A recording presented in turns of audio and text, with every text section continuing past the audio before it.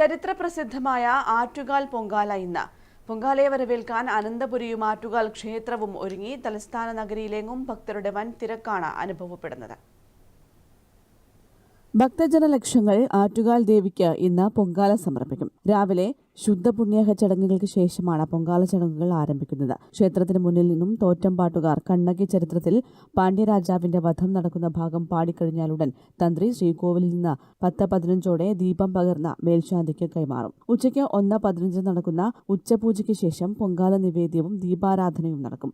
ഇന്ന് രാത്രി 7:45 കുത്തിയോട്ടവും ചൂരൽക്കുത്തും നടക്കും. നാളെ രാവിലെ 8 അകത്തെഴുന്നള്ളിപ്പും 10 കാപ്പഴിക്കൽ ചടങ്ങും നടക്കും. തന്ത്രി രാത്രി 1 മണിക്ക് കുരുതി തർപ്പണത്തോടെ പൊങ്കാല മഹോത്സവത്തിന് സമാപനമാകും. ഇത്തവണ തലസ്ഥാന നഗരിയിൽ പൊങ്കാല സമർപ്പണത്തിന് മുൻ വർഷങ്ങളിലേക്കാൾ തിരക്കാണ് അനുഭവപ്പെടുന്നത്. News desk, Kannur vision.